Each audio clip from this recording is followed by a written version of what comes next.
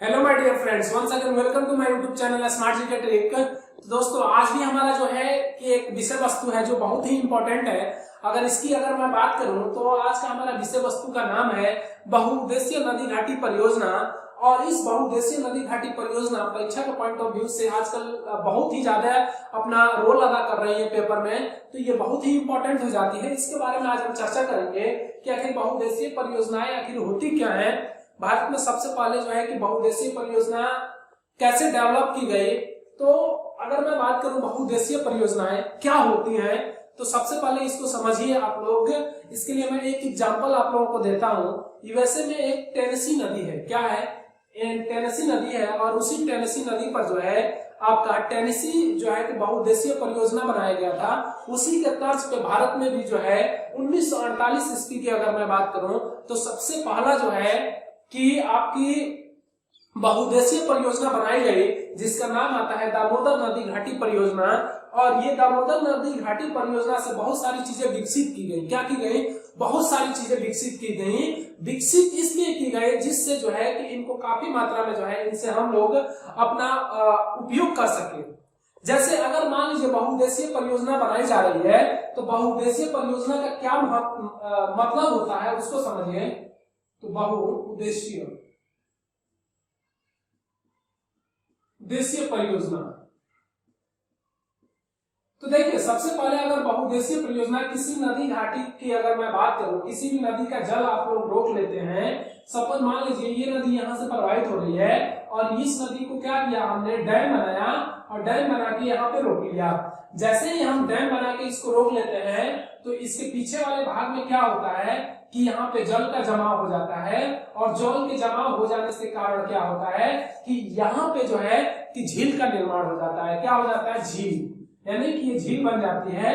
और इस झील से हम लोग क्या करते हैं कि डिफरेंट टाइप ऑफ कैनाल्स, यानी कि यहाँ से हम लोग नहर भी निकाल सकते हैं, यानी इधर से नहर निकाल सकते हैं, इधर से निकाल सकते हैं, इधर से निकाल सकते हैं, इधर से निकाल सकते हैं। और ये जो झील बनेगी ना, ये कृत्रिम झील का निर्माण होगा। ठीक है? तो इन नहरों का उपयोग हम लोग किसमें कर सकते हैं? सिंचाई परियोजना में कर सकते हैं, यानी कि हम अपना जो है कि सिंचाई इससे कर सकते हैं। ठीक है? तो इससे बताइए कि हमें कितना फायदा हुआ कि जो जल है ना, इसका उपयोग हम लोग अपने सिंचाई, अपने जो आवश्यक संसाधन वाली चीजें हैं जो है कि उसमें हम लोग इसका उपयोग कर लेते हैं। इसलिए इसको जो है कि बहुउद्देशीय परियोजना कहा जाता है, क्योंकि इससे बहुत सारे चीजों का निर्माण हो जाता है। अब यहाँ से क्या होगा कि डैम अगर हम बनाते हैं, तो यहाँ से हम लोग इसका पानी का उपयोग करके क्या बना, हाइड्रो पावर प्लांट भी डाल सकते हैं।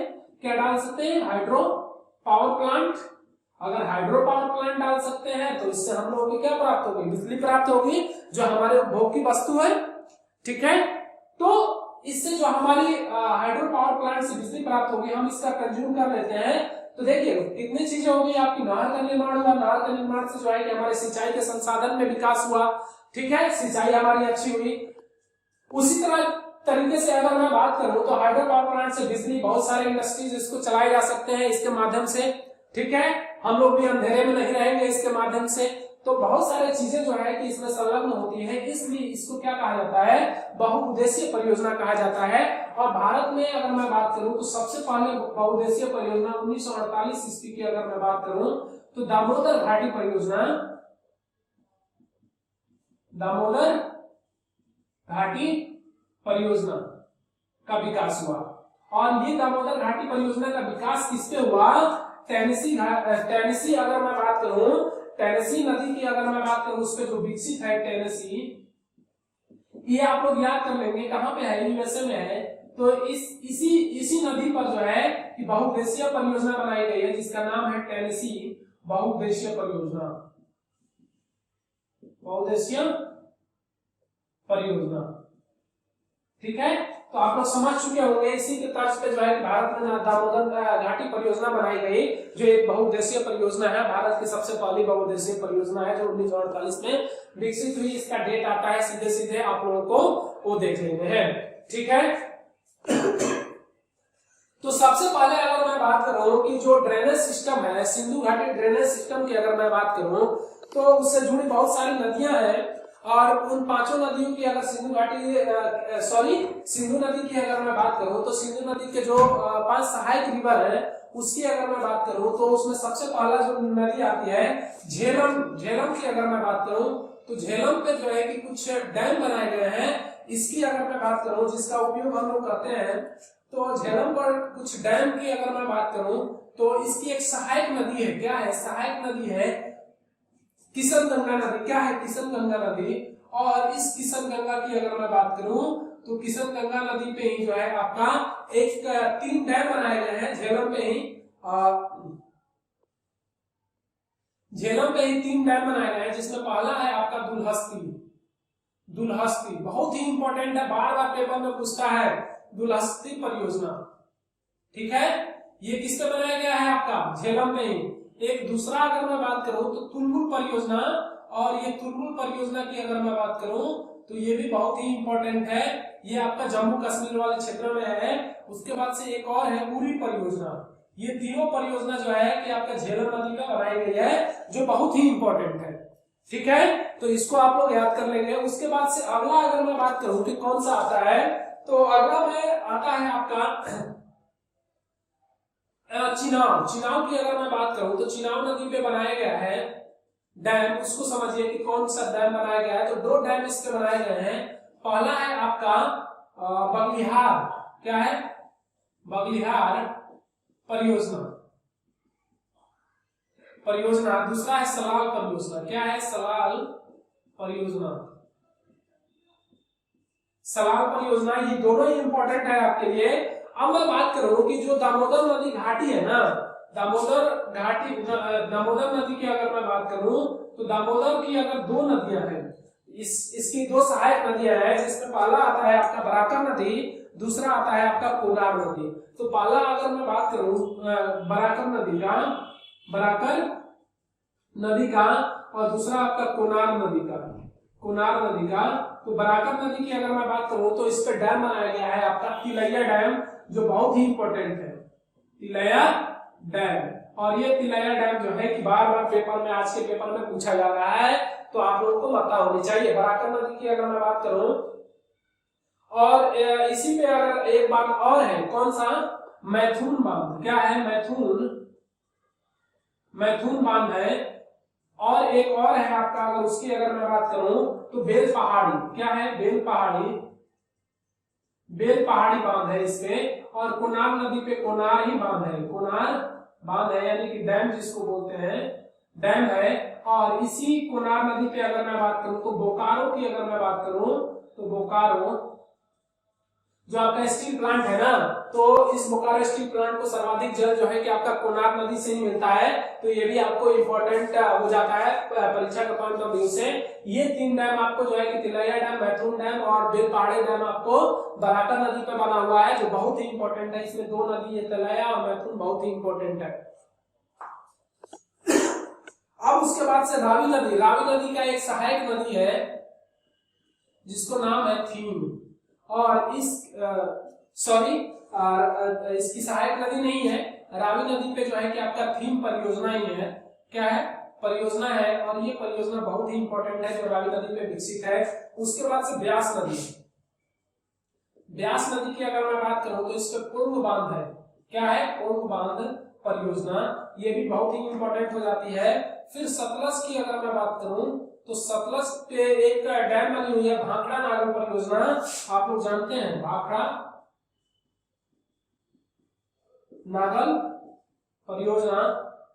आप लोग जानते हैं कि ये जो भाखड़ा नागल परियोजना है ये 225 मीटर की इसकी हाइट है। कितनी है? 225 मीटर हाइट है।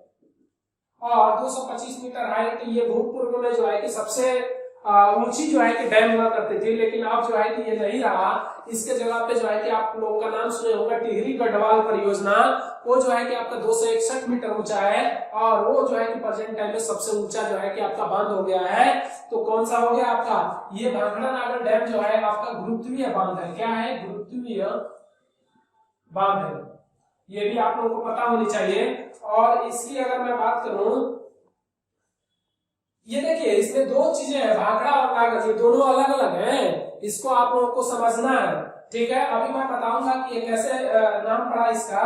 तो भाखड़ा नागर डैम जो है कि इसके पीछे जो है कि अगर मैं बात करूं तो गोविंद सागर बल्लभ जो है आपकी एक कृत्रिम झील है। गोविंद सागर क्या है? गोविंद सागर, इसके पीछे जो है जैसे मैंने यहाँ पे बताया था कि झील का निर्माण हो जाता है, तो गोविंद सागर झील है। इसका विकास हुआ है कहाँ पे? सतलज पे भाखड़ा नागर परियोजना के जस्ट पीछे। ठीक है, तो ये भी बहुत ही इंपॉर्टेंट हो जाता है। उसके बाद से अगर मैं बात करूं कि यहाँ पे लिख देता हूं इसी में टिहरी गढ़वाल, अभी मैं लिखवा दूंगा टिहरी गढ़वाल। इसका जो हाइट है 261 मीटर है। कितना है? 261 मीटर। अब सबसे ऊंचाई पे ये स्थित है। ठीक है, तो ये भी आप लोगों को पता होनी चाहिए। अब मैं बात करूं कि नाथपा झाकरी, यहीं पे जो है कि एक नाथपा झाकरी परियोजना है। नाथपा झाकरी परियोजना ये एशिया की अगर मैं बात करूं तो एशिया की सबसे बड़ी परियोजना है, क्योंकि ये परियोजना जो है कि आपकी 1500 मेगावाट बिजली का उत्पादन करती है। कितना करती है? 1500 मेगावाट बिजली का उत्पादन करती है। अब देखिए मैंने बात किया था कि भाखड़ा नागर, देखिए यहाँ पे सतलज की अगर मैं बात करूं, सतलज और प्लस ब्यास ये दोनों नदियां मिलती हैं आपस में। थोड़े दूर पे जाकर हरिके बैराज है, हरिके बैराज, और इसी हरिके बैराज से जो है कि आपका जो है कि ये इंदिरा गांधी नहर की अगर मैं बात करूं तो यहाँ पे इंदिरा गांधी नहर का विकास हुआ है। हरिके बैराज से इंदिरा गांधी नहर, ठीक है, इसका विकास हुआ है। तो ये अगर मैं बात करूं तो ये 405 किलोमीटर लंबी है। ठीक है, ये विश्व की सबसे बड़ी जो है कि आपका कैनाल परियोजना है। ठीक है, तो ये भी बहुत ही इंपॉर्टेंट हो जाता है। और इसकी अगर मैं बात करूं तो इसके बन जाने से जो है कि जो राजस्थान का क्षेत्र था, जैसे गंगानगर वाला क्षेत्र जो है ये बहुत ही हरा भरा हो गया, वरना ये तो एक सूखा सा क्षेत्र पड़ा हुआ था, लेकिन इसके बन जाने से बहुत ही हरियाली आ गई राजस्थान में। ठीक है, तो बहुत ही इंपॉर्टेंट हो जाती है, क्योंकि ये विश्व की सबसे बड़ी नहर परियोजना है। ठीक है, जो 405 किलोमीटर लंबी है। इसके बाद से ये पूछता है क्वेश्चन आपसे कि ये कहां से निकलती है, तो ये बनाया गया है हरिके बैराज से जो है कि इसका निर्माण किया गया है। ठीक है, इंदिरा गांधी नहर का। और एक क्वेश्चन यहां से और बनता है कि जो इंदिरा गांधी नहर का विकास है ना वो कौन कौन से क्षेत्र में है, तो ये भी आप लोगों को याद कर लेना है। पंजाब, हरियाणा और राजस्थान।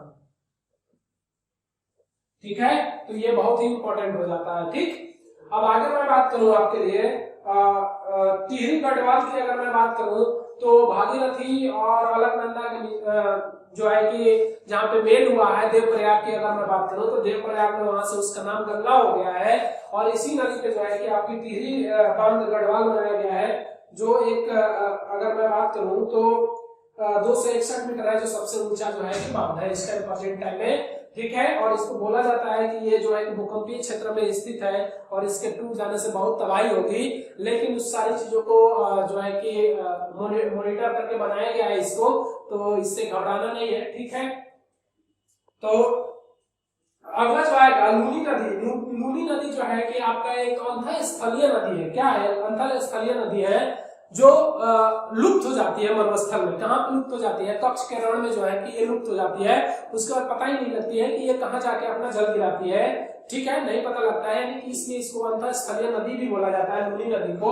और लूनी नदी की अगर मैं बात करूं तो ये भी बहुत ही इंपॉर्टेंट है। उसके बाद से साबरमती की अगर मैं बात करूं तो साबरमती नदी जो है आपका अहमदाबाद जो शहर है वो साबरमती नदी के तट पर ही बसा हुआ है। और इस अहमदाबाद की अगर मैं बात करूं तो आप जानते हैं महात्मा गांधी के लिए काफी प्रसिद्ध है। दांडी मार्च इन्होंने जब स्टार्ट किया था तो साबरमती आश्रम से ही इन्होंने किया था, और ये दांडी तक पहुंचे थे अपने कितने 78 अनुयायियों के साथ। 78 अनुयायियों के साथ लगभग 385 किलोमीटर की यात्रा करके वहां पे जाकर इन्होंने नमक तोड़ा था, नमक कानून तोड़ा था। ठीक है, उस पर जो टैक्स लगता था उस टैक्स को न देने का जो है कि भारत वासियों से इन्होंने अपील किया था। बाद में उनके बात को मान लिया गया था। फिर बाद में जो है कि उन्होंने क्या किया कि नमक कानून को स्थगित कर दिया था, जब अंग्रेज यहाँ मान गए थे कि नहीं हम टैक्स नहीं लगाएंगे। तो सारी चीजें जो है कि इसको आप लोगों को समझना है। उसके बाद से अगर मैं बात करूं साबरमती की महानदी की, तो महानदी की अगर मैं बात करूं तो ये कर्क रेखा को 2 बार काटती है, आप लोगों को पता होनी चाहिए। ये कर्क रेखा है, ये भारत के बीचों बीच से कर्क रेखा, और यहाँ से एक बार गुजरते हुए काटती है, और जब ये लौटती है तो फिर इसको काटती है। ठीक है, तो ये भी बहुत ही इंपॉर्टेंट हो जाता है।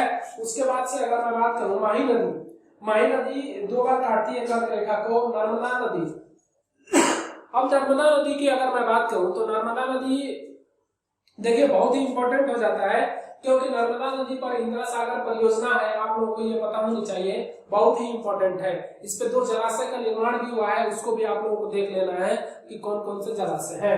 ठीक है, उसके बाद से अगर मैं बात करूं तो नर्मदा नदी की जो सहायक नदी है वो तावा नदी है। तावा परियोजना, इसकी सहायक नदी पे जो है कि तावा परियोजना का निर्माण हुआ है, वो भी आपके लिए बहुत ही इंपॉर्टेंट हो जाता है। सरदार सरोवर परियोजना जो है कि संयुक्त रूप से परियोजना है, एमपी, महाराष्ट्र और राजस्थान की परियोजना है, तो ये भी जो है कि आपके लिए बहुत ही इंपॉर्टेंट हो जाता है। काकरापारा परियोजना जो है आपकी ताप्ती नदी पर, सॉरी ताप्ती नहीं, आप लोग बहुत कंफ्यूज होते हैं। देखिए ताप्ती और तापी ये 2 अलग अलग नदियां हैं, ठीक है, और मैं इसकी बात कर रहा हूँ। इस पे जो है कि आपका डैम बना हुआ है, परियोजना बनी हुई है जिसका नाम आता है तापी नदी परियोजना, जो सूरत में स्थित है। उसके बाद से इस पे उकाई डैम परियोजना है। क्या है? उकाई डैम परियोजना। उकाई डैम परियोजना जो है ये भी आपका बहुत ही इंपॉर्टेंट है, जो इसी नदी पे बना हुआ है, तो ये भी आपके लिए बहुत ही महत्वपूर्ण हो जाएगा। ठीक है, अब उसके बाद से अगर मैं बात करूं तो जो है कि पेरियार नदी पर केरल में स्थित कुछ परियोजनाएं हैं जो बहुत ही इंपॉर्टेंट है, जो डायरेक्टली पेपर में पूछ लिए जाते हैं।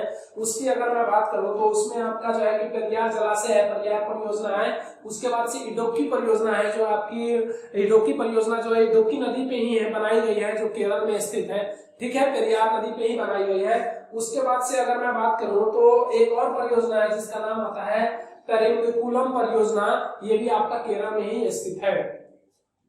ताम्रपर्णी परियोजना जो है कि ताम्रपर्णी परियोजना जो है आपकी ताम्रपर्णी परियोजना जो है ताम्रपर्णी नदी पे ही बनाई गई है, जिसकी अगर मैं बात करूं तो पापनासम परियोजना जो बनाई गई है वो इसी नदी पर यानी कि ताम्रपर्णी पे ही बनाई गई है। पापनासम आप लोग समझ सकते हैं, पापों को धुल देती है। ठीक है, तो पापनासम परियोजना। ठीक है, अब कावेरी नदी की अगर मैं बात करूं तो इस पे एक परियोजना बनाई गई है जिसका नाम आता है शिव समुद्रम परियोजना, जो बहुत ही इंपॉर्टेंट है। उसके बाद से आता है कृष्णा राजा सागर बांध परियोजना, ये भी आपकी कावेरी पर ही बनाई गई है। फिर मेटू बांध परियोजना आपकी कावेरी नदी पे ही बनाई गई है, और कावेरी की जो सहायक नदी है मालप्रभा, और मालप्रभा पर भी एक परियोजना बनाई गई है जिसका नाम आता है माल परियोजना। ठीक है, उसके बाद से अगर मैं बात करूं कृष्णा की सहायक नदी है आपकी भीमा नदी, और भीमा नदी पे ही जो है कि आपका एक डैम बनाया गया है जिसका नाम आता है भीमा परियोजना। ठीक है, उसके बाद से अगर मैं बात करूं कि इसकी एक परियोजना है कृष्णा की, और भी परियोजना है जैसे नागार्जुन सागर परियोजना, जो बहुत ही बड़ी परियोजना है। उसके बाद से अगर मैं बात करूं कि इसी पे एक और परियोजना है श्रीशैलम परियोजना, ये भी बहुत ही इंपॉर्टेंट है। ठीक है, महानदी की अगर मैं बात करूं तो महानदी पर एक परियोजना है आपका हीराकुंड बांध परियोजना, जो बहुत ही सबसे लंबी बांध परियोजना है, तो ये भी आपको मालूम होना चाहिए। अगर टोटल मैं बात करूं ऑल ओवर की तो ये 25 किलोमीटर का क्षेत्र को घेरी हुई है।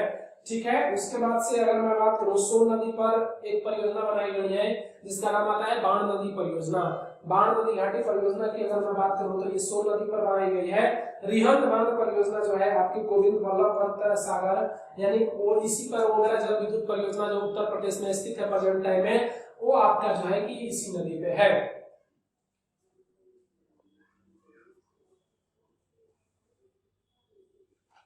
चंबल परियोजना की अगर मैं बात करूं तो चंबल नदी घाटी आप लोग परियोजना जानते हैं, इस पे 3 जो है कि डैम बनाए गए हैं, परियोजनाएं बनाई गई हैं, जिसकी अगर मैं बात करूं तो पहला आता है आपका गांधी सागर बांध परियोजना, दूसरा आता है आपका जवाहर सागर बांध परियोजना, और तीसरा आता है आपका राणा सागर बांध परियोजना। तो ये तीनों जो है कि चंबल नदी पे बनाई गई है, जो यमुना की सहायक नदी है।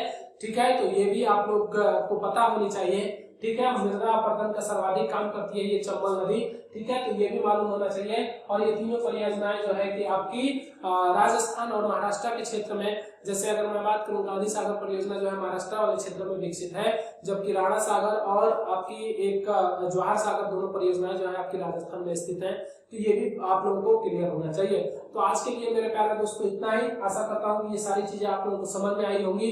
तो मिलते हैं अगले लेक्चर में अगले इंपॉर्टेंट फैक्ट्स के साथ। तो आज के लिए जय हिंद।